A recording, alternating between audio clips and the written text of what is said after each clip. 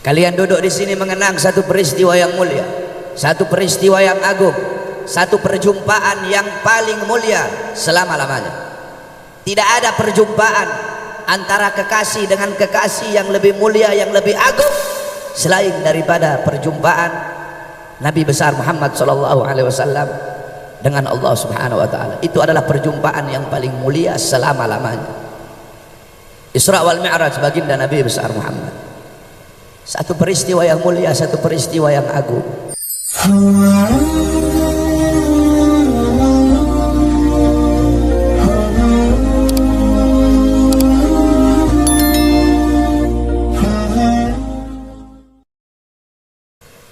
Assalamualaikum warahmatullahi wabarakatuh. Bismillahirrahmanirrahim. Alhamdulillahil ahad wassalatu wassalam ala man fis sama ismuhu Ahmad wa fil ardi ismuhu Muhammad wa ala alihi wa sahbihi amma ba'd. Yang saya cintai, yang saya muliakan, para alim ulama, para habaib, para kiai, para asatid, para tokoh masyarakat, wabil khusus guru-guru kita, para dzurriyyah Nabi Muhammad, Al-Habib Mustafa Al-Idrus, Al-Habib Ali Al-Jufri, Al-Habib Umar Al-Aidid, Al-Habib Hussein Al-Kaf, beserta seluruh para habaib, para kiai yang saya cintai, yang saya muliakan, sahibul hajat, sahibul bait, beserta seluruh keluarganya, beserta seluruh hadirin hadirat, bapak-bapak, ibu-ibu, pemuda-pemudi umat baginda Nabi besar Muhammad yang selalu dimuliakan oleh Allah Subhanahu wa taala. Alhamdulillah, segala puji dan syukur kehadirat Allah Subhanahu wa taala, yang dimana pada siang hari yang mulia ini, di bulan yang penuh dengan kemuliaan ini, Allah Subhanahu wa taala mengumpulkan kita di majelis yang mulia ini atas wasilah sahibul hajat. Kita duduk di sini atas undangan beliau, yang dimana kalian duduk di sini berzikir kepada Allah, bersolawat kepada baginda Nabi besar Muhammad. Ini tempat menjadi tempat turunnya rahmat, ini tempat menjadi tempat turunnya maghfirah, ini tempat menjadi tempat turunnya hidayah, ini tempat menjadi tempat turunnya inayah, ini tempat menjadi tempat turunnya barakah. Hamba-hamba yang duduk di majlis ini, Allah ampuni dosa-dosanya yang telah lalu, dosa-dosanya yang akan datang, dosa-dosanya yang tampak, dosa-dosa yang tidak tampak, dosa-dosa yang besar, dosa-dosa yang kecil. Allah Subhanahu wa taala ampuni, sebab duduknya kita di sini mendapatkan keberkahan, mendapatkan kemuliaan dari majelis ilmunya Allah Subhanahu wa taala. Saudara-saudara, kalian duduk di sini untuk mengenang Isra wal Mi'raj baginda Nabi besar Muhammad. Kalian duduk di sini mengenang satu peristiwa yang mulia, satu peristiwa yang agung, satu perjumpaan yang paling mulia selama-lamanya. Tidak ada perjumpaan antara kekasih dengan kekasih yang lebih mulia, yang lebih agung selain daripada perjumpaan Nabi besar Muhammad SAW dengan Allah Subhanahu wa taala. Itu adalah perjumpaan yang paling mulia selama-lamanya. Isra wal Mi'raj baginda Nabi besar Muhammad. Satu peristiwa yang mulia, satu peristiwa yang agung, yang dimana tercatat di dalam kitab-kitab para ulama-ulama salaf. Banyak para ulama-ulama yang mengarang kitab tentang Isra wal Mi'raj baginda Nabi besar Muhammad. Ada kitab namanya As-Siraj Al-Wahhaj fi Haqa'iqil Mi'raj. Itu kitab karangan Al-Imam Abul Ishaq Muhammad ibn Ibrahim An-Nu'mani Asy-Syafi'i. Kemudian ada lagi kitab Al-Mi'raj karangan Al-Imam Abdul Karim Abul Qasim Al-Kushairi. Ada lagi kitab Ar-Risalah fil Mi'raj, itu karangan Al-Imam Muhammad ibn Ali Abul Hasan Al-Lakhmi. Ada lagi kitab Al-Ayah, Al-Ayatul Kubra fi Syarah Qissatil Isra, karangan Al-Imam Suyuti. Ada lagi kitab Al-Ayah Az-Zahim Al-Bahira fil Mi'raj Sayyidi Ahli Dunya wal Akhirah, itu karangan Al-Imam Muhammad ibn Yusuf Asy-Syami Ad-Dimashqi. Ada lagi kitab Al-Ayah Al-Bayyinat fil Mi'raj Sayyidil Ardi was Samawat, itu kitab karangan beliau juga. Kemudian ada kitab An-Nur Al-Wahhaj fi Qissatil Isra wal Mi'raj, itu kitab karangan Al-Imam Zainal Abidin bin Muhammad Al-Hadi Al-Barzanzi. Kemudian ada lagi kitab Tajul Ibtihaj ala Nurul Wahhaj, karangan Al-Imam Ja'far bin Ismail bin Zainal Abidin Al-Barzanzi. Kemudian ada lagi kitab Qissatul Mi'raj karangan Al-Imam Najmuddin Al-Ghaiti. Ada syarahnya yaitu Khasyiyah Ad-Dardir ala Qissatul Mi'raj karangan Al-Imam Al-Hafidh Abul Barakat Ahmad Ad-Dardir. Kemudian ada lagi kitab Qissatul Mi'raj karangan Al-Imam As-Sayyid Utsman ibn Muhammad Syata'. Kemudian ada lagi kitab yaitu Al-Ayah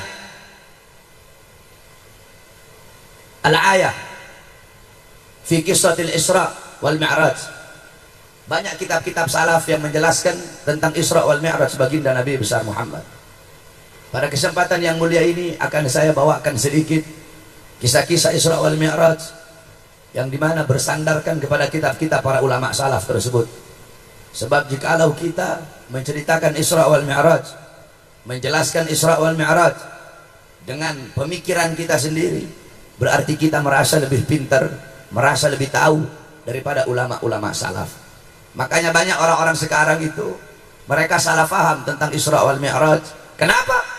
Karena mereka tidak pernah belajar kitab-kitab salaf yang menjelaskan tentang Isra wal Mi'raj. Coba kamu lihat orang-orang yang salah mengerti tentang Isra wal Mi'raj. Banyak orang mengira buruk itu kepalanya perempuan, iya kan? Banyak yang tahu begitu kan? Buruk itu kepalanya perempuan, ada sayapnya, ada ekornya. Buruk itu bukan seperti itu, saudara-saudara. Buruk itu dia kayak kilat. Buruk itu seekor hewan kayak kilat. Dia punya badan lebih kecil dari kuda dan lebih besar dari keledai. Itu buruk. Buruk itu kalau dia jalannya naik, kalau jalan naik, kaki belakangnya memanjang dengan sendiri. Kalau jalan turun, kaki depan memanjang dengan sendirinya. Itu buruk. Terus ada lagi orang yang salah paham. Banyak, udah gitu ustadz-ustadz nih. Ustadz-ustadz, kiai-kiai, ketika mengisahkan Isra Mi'raj, mereka cerita begini. Nabi Muhammad SAW dibelah dadanya, diambil hatinya, dibersihkan hati Nabi Muhammad. Kalau ada ustadz kiai ngomong kayak begitu, itu ustadz goblok. Dibelah dada Nabi, dibuang kotoran-kotorannya, dibersihkan hati Nabi. Tidak ada. Hati Nabi Muhammad tidak ada kotorannya, saudara-saudara. Hatinya Nabi tidak ada kotoran. Nabi Muhammad dibelah dadanya Nabi, diambil hatinya Nabi, dibersihkan. Kenapa? Untuk membersihkan sesuatu yang telah bersih, untuk mensucikan sesuatu yang telah suci. Jadi bukan dibelah dada Nabi, dibelah dadanya Nabi Muhammad, terus dibelah dadanya Nabi terus berarti hatinya Nabi Muhammad SAW itu kotor. Tidak. Nabi Muhammad khairul khalqillah, khairul wafa wa bahras safa. Nabi Muhammad itu makhluk yang paling mulia, makhluk paling agung, makhluk paling sempurna. Basyarun, Nabi manusia, lakal basyar, tetapi tidak sama dengan manusia-manusia yang lain. Jadi jangan kalian berpikir, sebab banyak ustadz-ustadz ngomong begitu tuh, apalagi ustadz TV. Sering saya lihat itu begitu. Ngomong dibelah dadanya Nabi, diambil hatinya, kemudian dibersihkan kotoran-kotoran. Tidak ada kotoran dalam hati baginda Nabi besar Muhammad. Tidak ada kotoran. Nabi Muhammad manusia paling suci, saudara-saudara. Semuanya suci, tubuhnya suci, jasmaninya suci, darahnya suci, kencingnya Nabi suci. Di dalam kitab Al-Imam Suyuti dijelaskan Nabi Muhammad itu air kencingnya Nabi suci. Air kencingnya Nabi suci, nggak sama kayak air kencingnya kita, saudara-saudara. Pernah satu waktu Nabi Muhammad kencing, air kencingnya beliau taruh di satu wadah, beliau taruh di satu tempat. Nggak sengaja ada satu orang sahabat perempuan, dia nggak sengaja dia ambil itu wadah, dia minum. Ketika Nabi lihat, kenapa kamu minum? Itu air kencingku, kata Nabi Muhammad. Kata ini perempuan apa? Demi Allah ya Rasulullah, aku tidak pernah merasakan air yang lebih segar dari ini ya Rasulullah. Air kencingnya Nabi suci, darahnya Nabi suci, darahnya Nabi Muhammad suci. Abdullah ibn Zubair pernah meminum darah bekas hijamah. Tahu hijamah? Bekam. Darah bekas bekamnya Nabi Muhammad. Nabi habis bekam, darahnya itu Nabi kasih ke Abdullah bin Zubair. Ya Abdullah bin Zubair, kamu buang ini darah di tempat yang tidak dilihat oleh orang. Abdullah bin Zubair bawa itu darah. Dia lihat nggak ada orang, dia minum darah Nabi Muhammad. Dia pergi lagi ke Rasulullah. Ya Rasulullah, sudah aku buang di tempat yang tidak dilihat oleh orang. Di mana kau buang?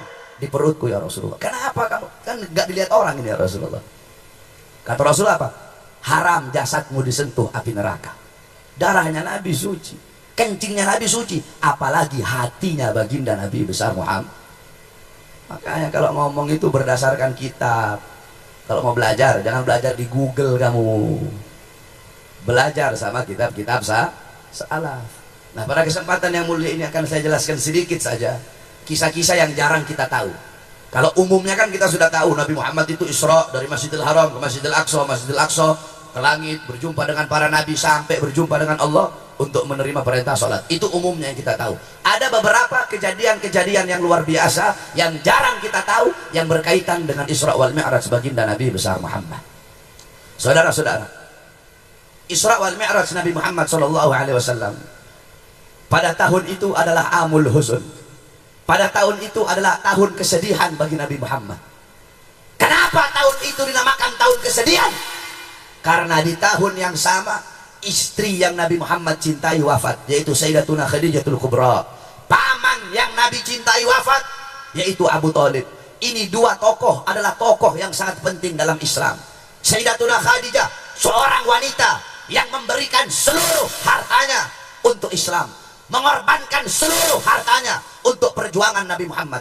Saudara-saudara, baju-baju perang yang dipakai oleh para sahabat ketika perang Badar, ketika perang Uhud, senjata-senjata perang yang dipakai oleh para sahabat ketika perang, itu semua dari hasil harta yang diperjuangkan oleh Sayyidatuna Khadijah, istrinya baginda Nabi besar Muhammad. Ketika Sayyidatuna Khadijah wafat, Nabi Muhammad sangat sedih, saudara-saudara. Sebelum Sayyidatuna Khadijah wafat, Sayyidatuna Khadijah berkata kepada anaknya Fatimah, "Wahai Fatimah, tolong kamu mintakan kepada ayahmu satu saja pakaiannya untuk jadi kain kafanku." Kenapa tidak kamu langsung, wahai ibu? Kenapa enggak kamu langsung yang minta kepada ayah? Kata Sayyidatuna Khadijah apa? "Aku malu, wahai anakku. Aku malu kepada Rasulullah. Kamu saja yang minta." Ketika Siti Fatimah pergi ke Rasulullah, apa kata Rasulullah? "Wahai Khadijah, kamu selama ini mengorbankan seluruh harta kamu untuk Islam. Kenapa kamu cuma minta cuma minta jubahku? Jangankan jubahku, seluruh yang ada dalam Islam semua adalah milikmu, wahai Khadijah." Sayyidatuna Khadijah wafat. Pamannya Nabi, paman yang selalu membela Nabi, paman yang mengorbankan jiwa nyawa untuk Nabi, paman yang selalu berada di barisan paling depan ketika ada yang menghina, mencaci maki atau memusuhi Nabi Muhammad. Dua-duanya wafat di tahun yang bersamaan. Makanya tahun itu dinamakan Amul Huzun, tahun kesedihan bagi Nabi Muhammad, karena istri dan paman yang beliau cintai meninggal di tahun bersamaan. Allah Subhanahu wa taala pengen menghibur hati kekasihnya. Nabi Muhammad sedih, maka Allah Subhanahu wa taala perjalankan Nabi Muhammad pada malam hari dari Masjidil Haram ke Masjidil Aqsa, dari Masjidil Aqsa ke Hawa, berjumpa dengan Allah. Sebagaimana dalam Al-Qur'an, Allah Subhanahu wa taala berfirman, "Subhanalladzi asra bi 'abdihi lailan minal Masjidil Haram ilal Masjidil Aqsa." Subhana. Nah, ini coba ibu-ibu, bapak-bapak dengarkan betul-betul. Saya tafsirkan sedikit sebagaimana yang dijelaskan dalam kitab tentang makna subhana, makna asra, makna lailan, makna bi'abdihin, dan lain-lain. Anggap saya nggak ceramah, anggap ini lagi saya buka kitab, anggap saya lagi nggak ceramah, anggap lagi buka kitab. Subhana, para ulama mengatakan apa itu subhana? Subhana dalam ayat tersebut bimakna tanzih, itu pertama. Kedua, subhana bimakna ta'ajjub, itu kedua. Ketiga, subhana bimakna al-bara'ah. Jadi subhana di sini adalah tanzihullah min kulli naqsin, al-bara'ah lillah min kulli su'in. Apa maksudnya? Subhana ini melepaskan Allah dari segala kekurangan-kekurangan, mensucikan Allah dari segala keburukan-keburukan. Nah, para ulama mengatakan, kenapa Allah pakai kalimat subhana ini untuk ta'ajub? Ini Isra wal Mi'raj adalah kejadian yang gak masuk akal, saudara-saudara. Bagaimana mungkin perjalanan yang harusnya dilalui selama berbulan-bulan, perjalanan itu cuma dilalui oleh Nabi Muhammad hanya suatu malam, sedikit daripada waktu malam. Gak masuk di akal. Nah, untuk menghilangkan keraguan-raguan di dalam diri kita, makanya Allah pakai kata subhana. Sebenarnya walaupun gak pakai subhana itu sudah cukup, tetapi untuk menghilangkan keraguan dalam hati kita, dalam diri kita, sehingga Allah pakai kata subhana untuk menghilangkan keraguan, karena tidak ada yang mustahil bagi Allah. Kalau Allah gak mampu untuk menjalankan Nabi Muhammad, berarti Allah punya kekurangan, sedangkan maha suci Allah dari segala sifat-sifat kekurangan. Itu yang pertama. Subhanalladzi asra bi'abdihi. Maha suci Allah subhanahu wa ta'ala, maha suci zat yang telah menjalankan hambanya pada malam hari, yang telah menjalankan hambanya bi'abdihi. Al-Imam Fakhruddin Ar-Razi di dalam tafsirnya beliau berkata, qauluhu bi'abdihi bil jasadi warruh. Jadi Allah pakai kata abdihi di sini maksudnya apa? Nabi Muhammad itu Isra Mi'raj dengan jasad dan juga ruh. Jadi Nabi Muhammad itu bukan hanya ruhnya saja. Ada hadis Sayyidatuna Aisyah yang mengatakan Nabi Muhammad tetap masih berada di tempatnya, masih hangat tempat bekas duduknya Nabi Muhammad SAW. Sedangkan pendapat yang paling muktamad, pendapat yang paling kuat, Nabi Muhammad Isra Mi'raj dengan jasad dan juga ruh. Sebab kalau Nabi Muhammad Isra Mi'raj hanya ruhnya saja, Allah nggak akan pakai kata abad di situ. Pasti Allah akan pakai kata biruhihi. Kalau Nabi Muhammad Isra Mi'raj hanya jasadnya saja tanpa ruh, Allah akan pakai kata bimayyitihi. Nah, karena Allah pakai kata abad, Allah pakai kata abad. Abad ini berarti jasad, ada jasadnya, ada ruhnya. Yaqdotan, Nabi Muhammad dalam keadaan terjaga, jasadnya, ruhnya, Isra wal Mi'raj berjumpa dengan Allah Subhanahu wa taala. Lailan ditandai dengan tanwin nakirah. Lailan belakangnya pakai tanwin. Itu namanya tanwin nakirah. Kenapa kok pakai tanwin nakirah? Kenapa di situ kok pakai isim nakirah? Kenapa bukan pakai isim ma'rifat? Kalau saudara-saudara belajar nahwu, isim ada isim nakirah, ada isim ma'rifat. Kenapa di situ pakai isim nakirah? Bukan pakai isim ma'rifat? Para ulama mengatakan bima'na taklil fi muddatil isra. Kenapa di situ pakai nakirah? Itu artinya adalah penyedikitan daripada waktu malam. Kalau pakai isim ma'rifat itu pakai alif lam ibu-ibu. Al-lail. Al-lail itu artinya satu malam penuh. Di situ pakai tanwin nakirah lailan, berarti artinya suatu malam. Berarti Nabi Muhammad itu Isra Mi'raj enggak selama satu malam penuh, enggak, hanya sedikit daripada waktu malam tersebut. Bisa 2 jam, bisa 3 jam, bisa 4 jam, bisa 5 jam, bisa 6 jam. Yang penting Nabi itu enggak satu malam penuh Isra Mi'rajnya. Hanya sedikit daripada satu malam penuh itu, hanya sedikit waktu dari satu malam penuh itu Nabi Muhammad Isra wal Mi'raj. Maka di situ pakai lailan. Minal Masjidil Haram ilal Masjidil Aqsa. Nabi Muhammad Isra Mi'raj dari Masjidil Haram ke Masjidil Aqsa. Ini 2 tempat adalah 2 tempat yang mulia, 2 tempat yang agung. Masjidil Haram tempat yang mulia, Masjidil Aqsa tempat yang mulia. Sampai-sampai dikatakan oleh Nabi dalam hadis, la tusaddur rihal illa ila 3 masajid, masjidi hada wa Masjidil Haram wa Masjidil Aqsa. Kata Nabi, tidak ada bepergian yang lebih utama selain pergi ke 3 masjid. Masjidi hada, masjidku ini kata Nabi, yaitu Masjid Nabawi, wa Masjidil Haram dan Masjidil Haram, wa Masjidil Aqsa dan Masjidil Aqsa. Bepergian ke masjid manapun tidak ada yang lebih utama selain pergi ke 3 masjid ini, Masjid Nabawi, Masjid Haram dan Masjidil Aqsa. Makanya beruntung sahibul hajat mau pergi safar, mau pergi umroh, injak Masjidil Haram, salat di Masjidil Haram, beruntung. Kenapa? Dikatakan qala Rasul sallallahu alaihi wasallam, salatun fi masjidi hada khairum min alfi salatin fi ma siwahu illa Masjidil Haram. Salat fi Masjidil Haram khairum min alfi mi'ati salatin fi ma siwahu. Kata Nabi, salat di masjidku ini, yaitu Masjid Nabawi, lebih utama, lebih mulia daripada 100 kali salat di masjid-masjid yang lain. Illa kecuali Masjidil Haram. Salat di Masjidil Haram itu lebih utama daripada 100.000 kali salat dibandingkan dengan masjid-masjid yang lain. Jadi 1 rakaat kalian salat di Masjidil Haram itu lebih utama daripada 100.000 rakaat dibandingkan dengan masjid yang lain. Kamu salat di masjid yang lain, salat duhur 1 kali di Masjidil Haram, salat duhur 1 kali di Masjidil Haram, itu lebih mulia, lebih utama, lebih baik daripada 100.000 kali duhur di masjid-masjid yang lain. Itu keutamaan yang ada di Masjidil Haram, keutamaan yang ada di Masjid Nabawi, dan keutamaan yang ada di Masjidil Aqsa. Saudara-saudara, Nabi Muhammad SAW, beliau nggak pernah minta, ya Allah, aku pengen berjumpa denganmu, aku pengen melihat zatmu, tidak. Nabi Musa ngomong, ya Allah, aku ingin melihat cahayamu, aku ingin melihat zatmu, aku ingin berjumpa denganmu ketika di atas Tur Sina. Kata Allah, wahai Musa, kau tidak akan sanggup kau tidak akan kuat melihat cahayaku. Ketahuilah, antara diriku dengan hamba-hambaku ditutupi dengan 70.000 hijab, 70.000 penghalang yang menutupi antara diriku dengan hamba-hambaku. Imam Ghazali menjelaskan, penghalang Allah, Allah ciptakan dari cahaya, dari air, dan dari kegelapan. Di dalam penghalang Allah itu ada suara gemuruh air. Andaikan saya dan kalian Allah perdengarkan, andaikan telinga kita bisa dengar suara air yang ada dalam penghalangnya Allah, saking ketakutan hatinya kita bakal copot dari badan, saudara-saudara. Kata Allah apa? Wahai Musa, 70.000 penghalang ini tidak akan aku buka untuk siapapun kecuali untuk Muhammad dan untuk umat Muhammad.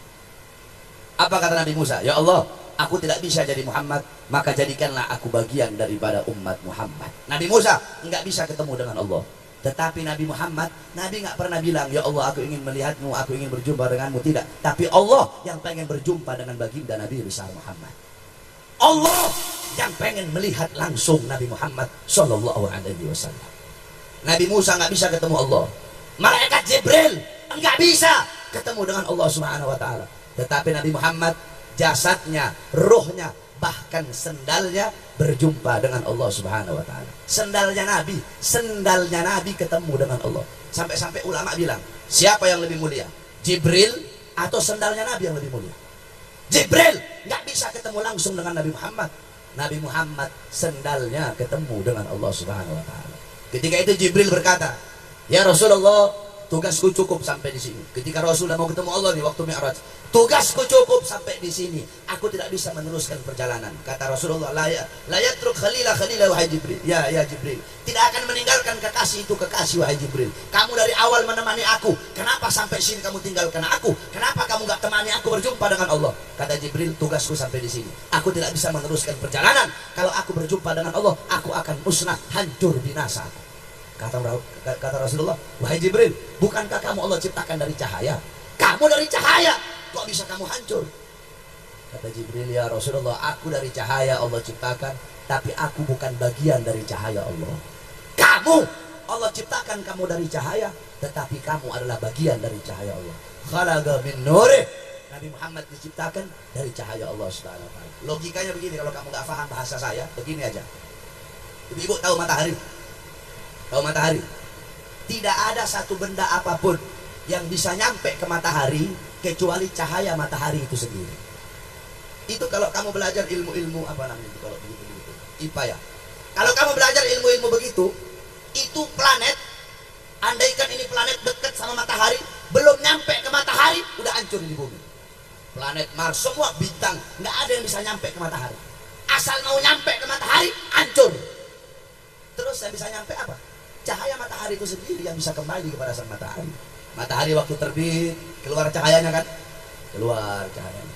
Nanti pas sudah terbenam, yang kembali ke matahari apanya? Cahayanya yang kembali. Nggak ada satu benda apapun yang bisa nyampe kepada matahari kecuali bagian dari cahaya matahari itu sendiri. Nah, Allah tidak ada yang bisa nyampe langsung berjumpa dengan Allah kecuali bagian dari cahaya Allah sendiri. Siapa bagian dari cahaya Allah? Baginda Nabi besar Muhammad. Paham nggak? Kalau nggak paham datang belajar ke pondok sana. Terlalu kalau masih nggak paham juga. Jadi itu, ya Nabi Musa nggak bisa ketemu Allah. Nabi sendalnya ketemu dengan Allah Subhanahu Wa Taala. Kenapa sendalnya Nabi jadi mulia? Sendalnya Nabi jadi mulia karena menyatu dengan sesuatu yang mulia. Padahal sendalnya Nabi dari kulit biasa. Sendalnya Nabi dari kulit. Tapi kenapa kulit itu jadi mulia? Nah, ibu-ibu, kalau kulit dibikin dompet seumpama, bisa nggak taruh di kamar mandi? Dompet bisa taruh di kamar mandi? Bisa. Pegang dompet nggak punya wudhu, bisa nggak? Tapi coba itu kulit jadi sampul ayat suci Al-Quran. Ketika kulit itu jadi sampul daripada ayat suci Al-Quran, boleh nggak taruh di kamar mandi? Megang boleh nggak? Dipegang kalau nggak punya wudhu boleh nggak? Nggak boleh megang kalau nggak punya wudhu, harus ditaruh di tempat yang tinggi. Padahal sama-sama kulit. Tapi kenapa kulit jadi mulia? Kulit itu jadi mulia karena menyatu dengan sesuatu yang mulia, yaitu Al-Quran. Begitu juga sendalnya Nabi Muhammad. Sendalnya Nabi jadi mulia karena menyatu dengan sesuatu yang mulia. Siapa? Apa? Kakinya baginda Nabi besar Muhammad Sallallahu Alaihi Wasallam.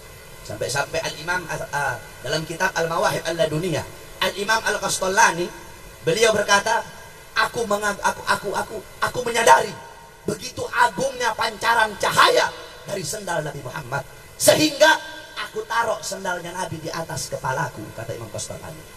Sendalnya Nabi, terompahnya Nabi, aku taruh di atas kepalaku bagaikan mahkota untuk mengharapkan keberkahan dari sendal Nabi Muhammad. Makanya saya nggak setuju itu. Banyak dijual di online kan, sendalnya Nabi Muhammad ya. Sendalnya Nabi buat di atas kepala. Ada itu perumpamaan sendal Nabi, banyak yang jual itu. Jual sendal mirip sendal Nabi Muhammad. Kamu nggak punya adab sama Nabi Muhammad. Para ulama gambar sendalnya Nabi mereka taruh di atas kepala. Makanya kalau gambar-gambar terompa ada kan di peci-peci tuh, Habib Umar, kayak begitu tuh. Sendalnya Nabi, gambar sendal Nabi taruh di atas kepala. Bukan kamu bikin sendal juga terus kamu injak-injak kamu pakai. Nggak ada adab itu sama Nabi Muhammad SAW. Para ulama-ulama terdahulu mereka punya rumah, mereka tempel gambar Nabi Muhammad. Bahkan dalam Thariqah Tijani, lambangnya itu adalah lambang sendal Nabi Muhammad. Dikatakan oleh para ulama, barang siapa yang di rumahnya ada gambar sendalnya Nabi, walaupun rumah semuanya terbakar di sekeliling dia, rumahnya tidak bakal terbakar. Kalau kebakaran, rumahnya nggak bakal terbakar. Kenapa? Karena ada gambar sendal Nabi Muhammad. Itu sendalnya Nabi, berjumpa dengan Allah Subhanahu wa Ta'ala. Kenapa sendal itu jadi mulia? Karena menyatu dengan sesuatu yang mulia, yaitu baginda Nabi besar Muhammad sallallahu alaihi wasallam. Saudara-saudara sekalian yang dimuliakan oleh Allah. Kemudian yang jarang kita tahu, ketika Jibril Allah perintahkan untuk memilih buruk. Jibril pergi ke taman buruk. Ada banyak betul buruk. Ini buruk tampan-tampan, bagus-bagus, ini buruk.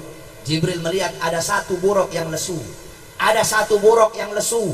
Ada satu buruk yang masih menangis. Tidak berhenti dia menangis. Jibril tanya, wahai buruk, lihat teman-teman kamu yang lain riang, gembira. Kenapa kamu menangis, wahai buruk? Buruk tersebut berkata, wahai Jibril, ketika Allah ciptakan kami, Allah berkata, salah satu di antara kalian nanti bakal ada yang menjadi tunggangan baginda Nabi besar Muhammad.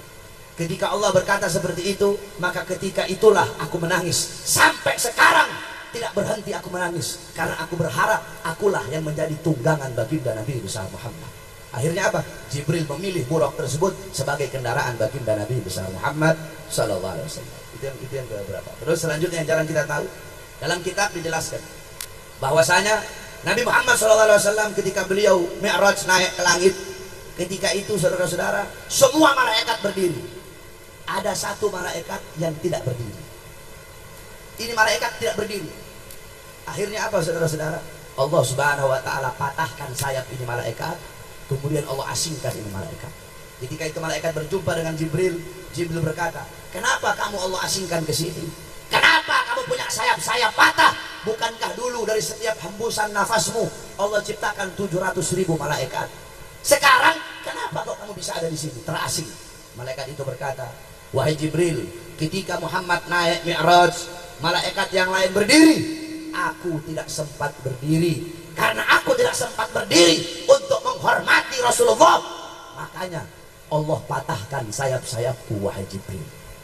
Coba kamu bayangkan, itu malaikat yang kerjaannya ibadah, malaikat yang gak pernah maksiat, karena tidak berdiri ketika Nabi Muhammad lewat, dipatahkan sayapnya. Kenapa? Karena gak punya adab sama Nabi Muhammad.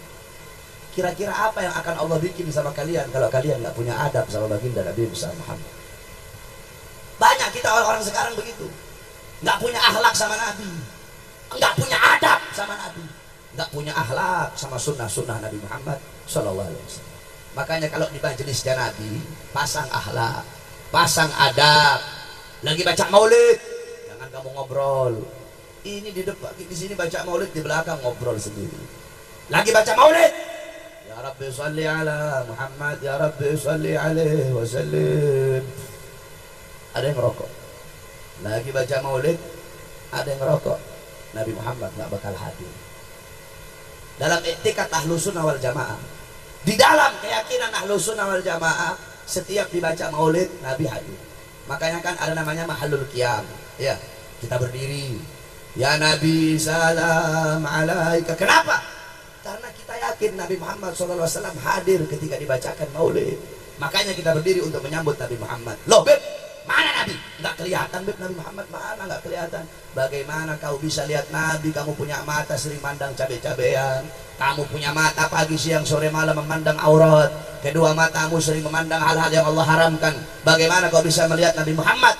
Kamu tidak bisa melihat Nabi, tapi yakini Nabi Muhammad melihat kalian. Yakini Nabi Muhammad melihat kamu, walaupun kamu tidak bisa melihat Nabi Muhammad. Makanya kita berdiri. Tetapi kata Abu Yamaliki dalam kitabnya, bisa juga walaupun kamu baca maulid, Nabi nggak hadir. Kenapa? Kalau di dalam peringatan itu, di dalam pembacaan maulid itu ada perkara-perkara yang dibenci oleh Nabi Muhammad, Nabi nggak bakal hadir. Contoh, baca maulid ada ikhtilat. Tahu ikhtilat? Nggak tahu. Ikhtilat itu bercampur laki dan perempuan tanpa pemisah. Itu namanya ikhtilat. Nabi nggak bakal hadir. Kamu baca maulid ribuan kali kayak Nabi nggak bakal hadir. Kayak gini nih, ini ikhtilat namanya nih. Jadi besok-besok bikin pakai kain kecil, pisahin begitu. Laki-laki di sini, perempuan di belakang. Nabi nggak bakal hadir. Ikhtilat. Nabi nggak bakal hadir kecuali uzur syar'i. Kayak 411, 212 lagi baca maulid tuh, 212 baca maulid kan banyak tuh. Jutaan orang udah nggak bisa diatur kecuali seperti itu uzur syar'i namanya. Tapi kalau masih bisa diatur kayak begini, atur laki-laki perempuan agar Nabi Muhammad hadir. Itu pertama, ikhtilat. Nabi nggak bakal hadir. Kedua, lagi baca maulid. Ya Rabbi sholli ala Muhammad waftah minal khairi kulla mughlaq.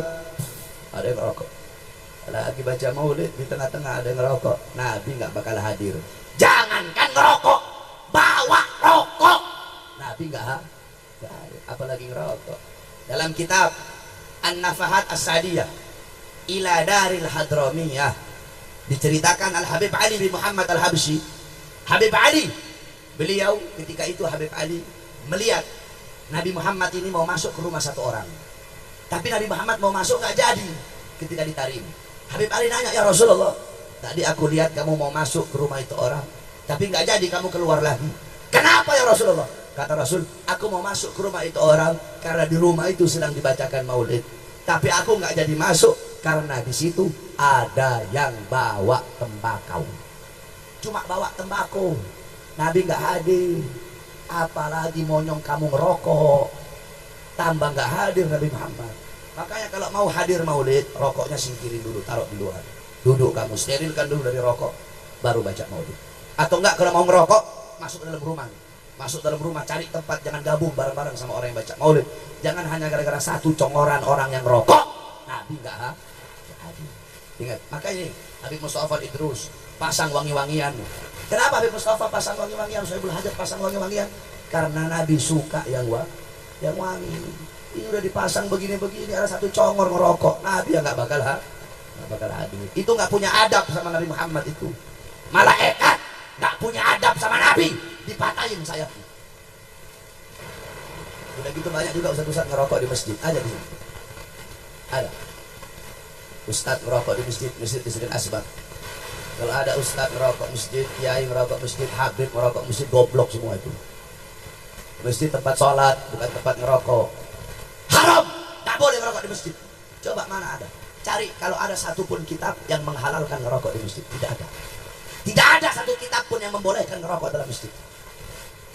Al-Imam Sufyan Ats-Tsauri, tahu Ats-Tsaur? Tahu kamu Ats-Tsaur itu apa artinya? Ats-Tsaur itu lakofnya beliau, gelarnya beliau Ats-Tsaur. Ats-Tsauri. Nisbatnya apa? Penyandaran nama Ats-Tsaur. Ats-Tsaur itu artinya banteng, kebo. Kenapa dipanggil Ats-Tsaur? Beliau pernah masuk masjid mendahulukan kaki kiri. Harusnya kan adabnya, sunnahnya mendahulukan kaki kanan. Beliau mendahulukan kaki kiri. Tiba-tiba ditegur, terdengar suara dari langit, ya Tsaur qaddimul yumna.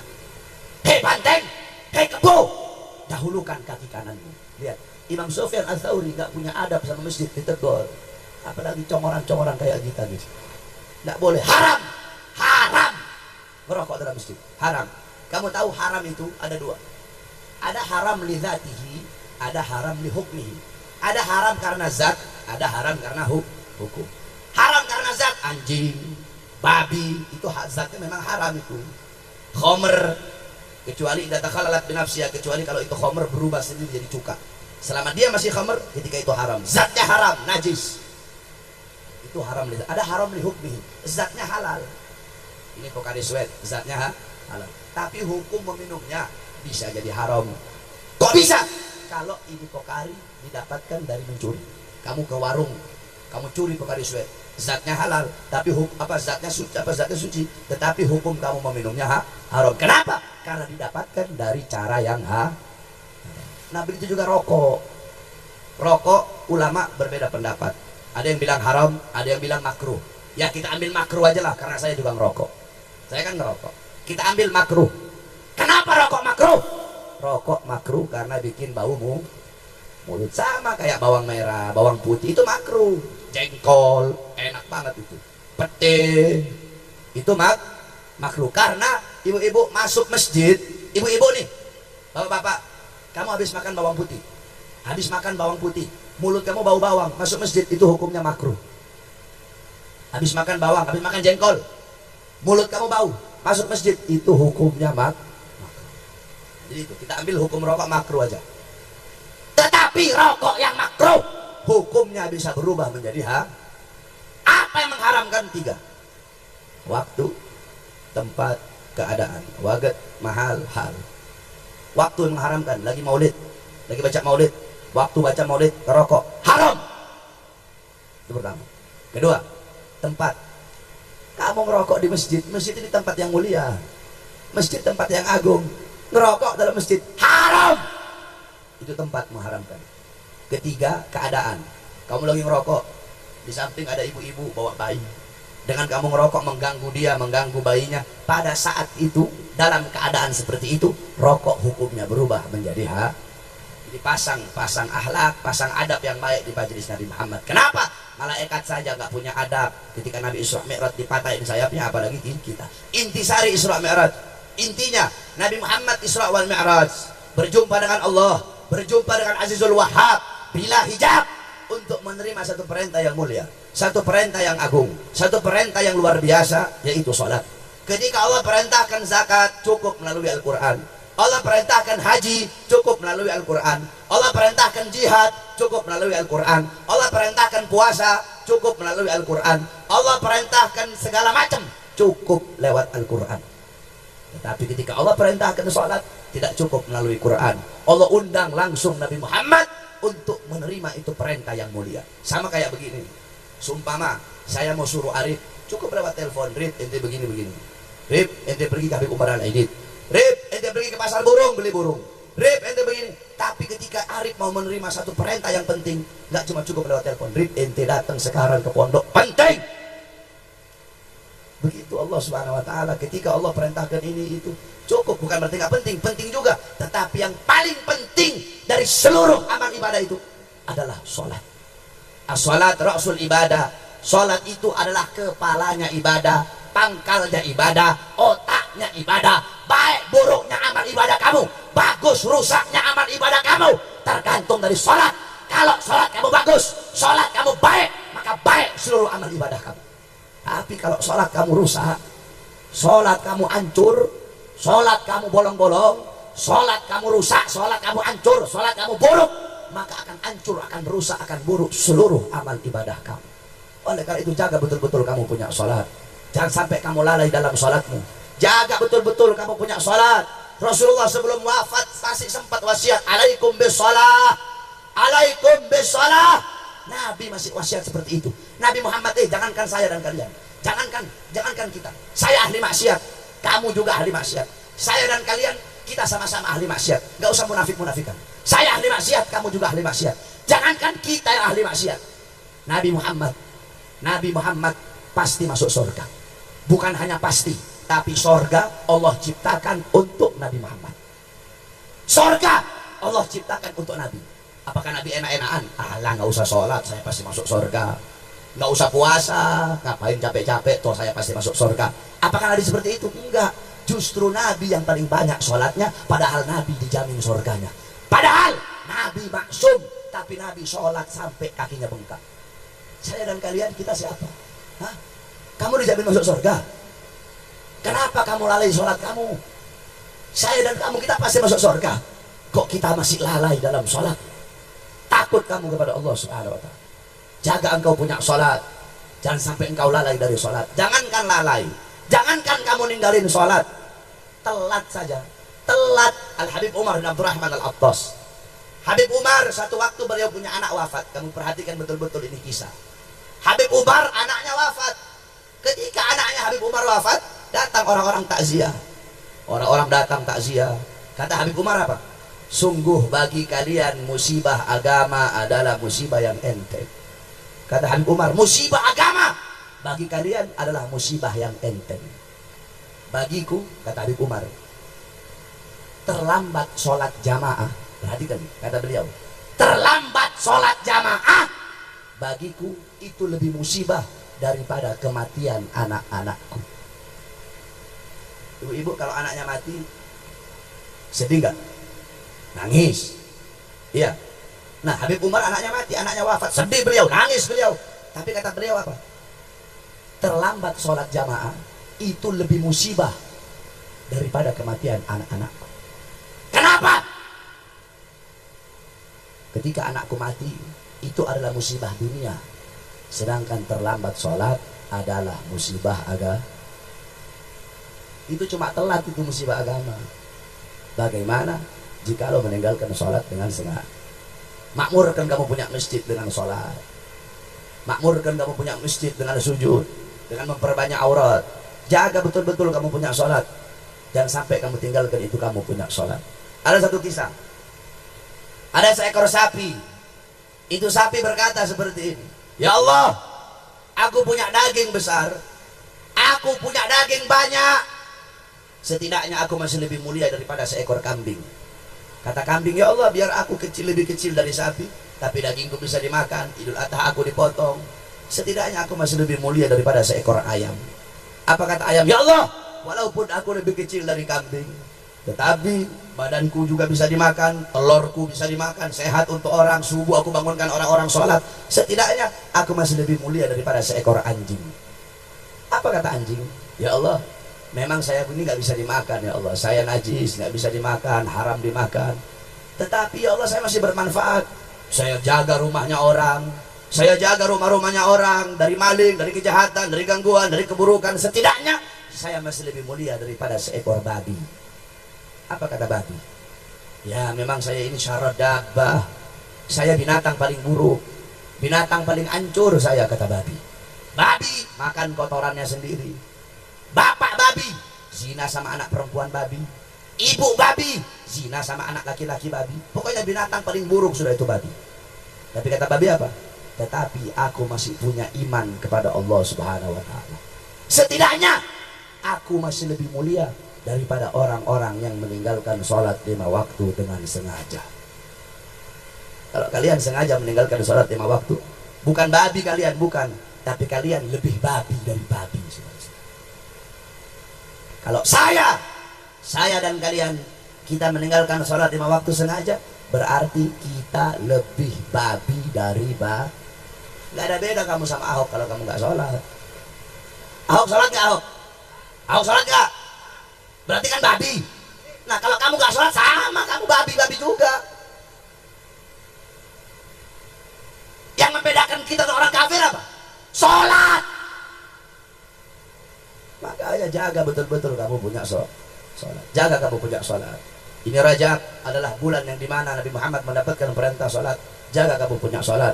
Kemudian yang terakhir di bulan Rajab yang mulia ini, ini adalah syahrullah, syahrul istighfar. Bulannya Allah, bulan istighfar. Perbanyak kamu minta ampun kepada Allah Subhanahu wa ta'ala, mumpung kamu berada di bulan yang mulia ini.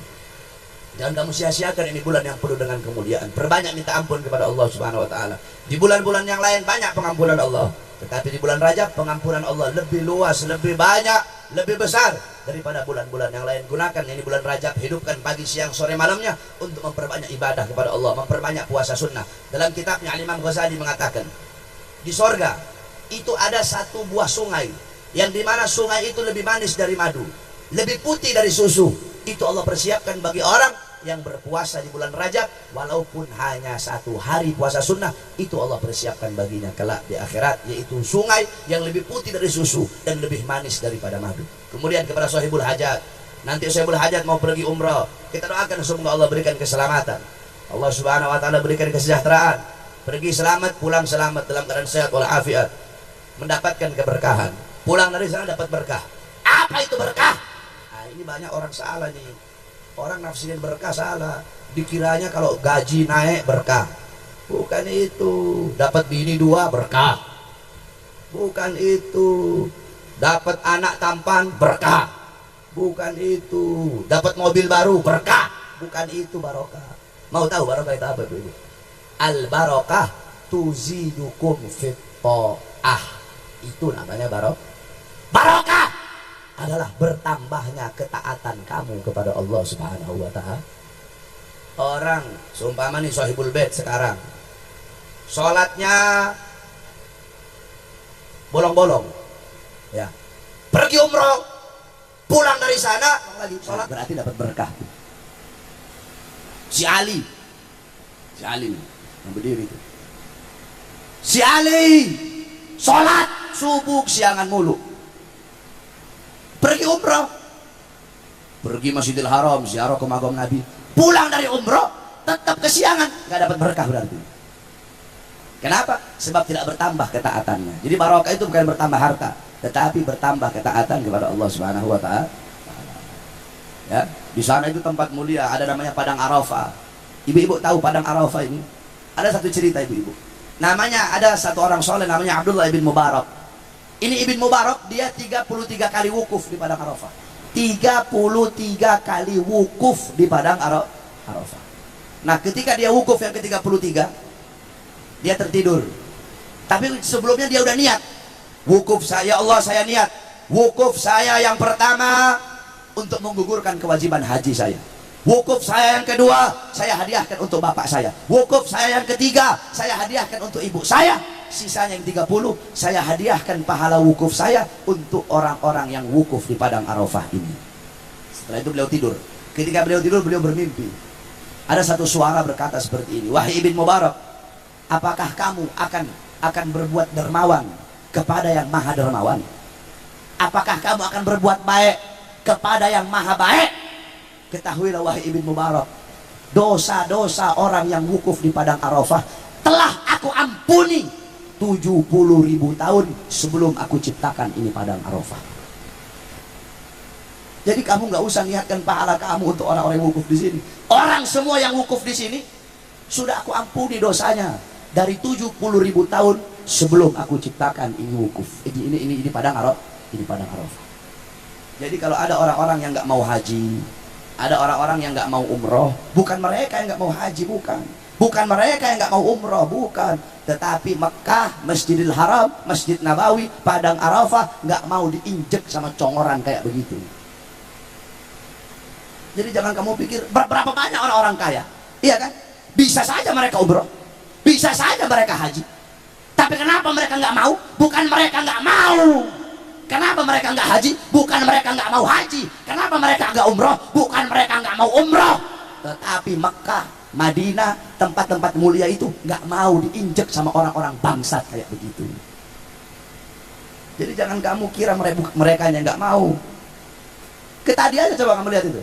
Kata Allah apa?